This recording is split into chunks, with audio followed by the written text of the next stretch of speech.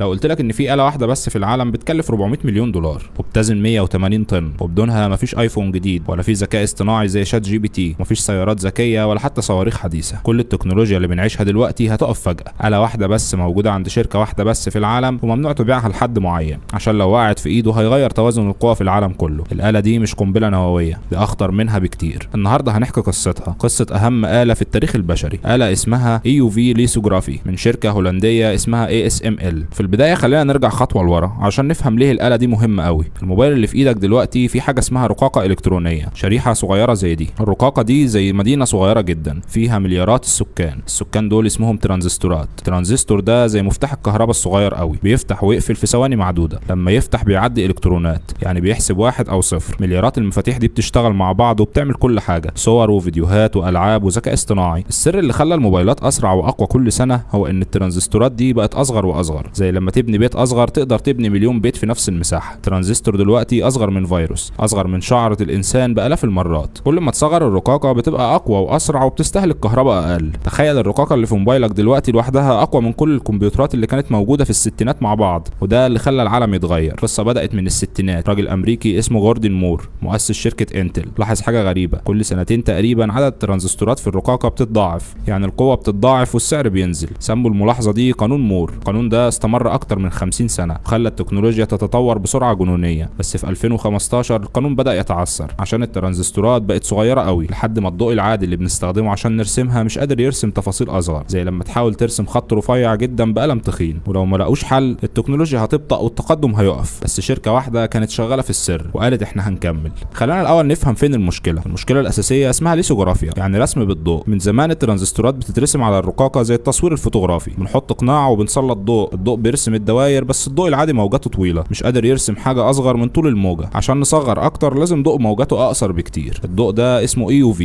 بس المشكلة الضوء ده غريب قوي. أول حاجة بيتم امتصاصه في الهواء، يعني لازم الآلة كلها في فراغ تام. وتاني حاجة مفيش عدسات بتشف الضوء ده، لازم مراية خاصة. تالت حاجة مفيش مصدر طبيعي للضوء ده، لازم نصنعه من الصفر. كل العلماء في التسعينات والألفينيات قالوا مستحيل نعمل آلة كده. استمر البحث 30 سنة، مليارات الدولارات، وكل المنافسين استسلموا. بس ASML شركة هولندية صغيرة نسبيا راهنت على المستحيل. دلوقتي خلينا ندخل جوه الآلة ونشوف السحر ده بيحصل ازاي. تخيل معايا انك صغرت الحجم نملة ومعاك ليزر قوي قوي وقدامك نقطة تصدير صغيرة اصغر من خلية دم بتتحرك بسرعة 250 كيلومتر في الساعة. مهمتك تضرب القطرة دي بالليزر 3 مرات متتالية في اقل من 20 ميكرو ثانية. لو نجحت القطرة دي هتنفجر وتطلع بلازما حرارتها 220 ألف درجة، 40 مرة أحر من سطح الشمس. البلازما دي هتطلع ضوء EUV. الآلة دي بتعمل كده 50 ألف مرة في الثانية الواحدة، 150 ألف ضربة ليزر في الثانية، ولا مرة بتفوت. الضوء بيترمي على مراية، أنعم مراية في الكون، ولو كبرت المراية دي سمكها مش هيعدي ورقة كوتشينة. المراية بتركز الضوء وترسمه على الرقاقة بدقة خيالية، خطأ مش أكتر من 5 ذرات. والرقاقة بتتحرك بسرعة جنونية، وكل حاجة لازم تكون مثالية. ده مش مجرد آلة، ده معجزة هندسية. طب ليه شركة ASML الوحيدة اللي عملتها؟ عشان استمرت 30 سنة في البحث وعمل شراكات مع 5000 مورد. المنافسين اليابانيين والأمريكان استسلموا. الصين دلوقتي بتحاول، في تقارير انهم عملوا نموذج أولي بس لسه بعيد قوي عن الإنتاج التجاري. شركة ASML بتقول ان الصين متأخرة من 10 ل 15 سنة على الأقل. الآلة دي مش مجرد حديد، ده خبرة متراكمة وتوريد عالمي معقد. الآلة دي دلوقتي عند 5 شركات بس، TSMC في تايوان، وسامسونج في كوريا، وانتل في أمريكا، وشركات زي SK وميكرون.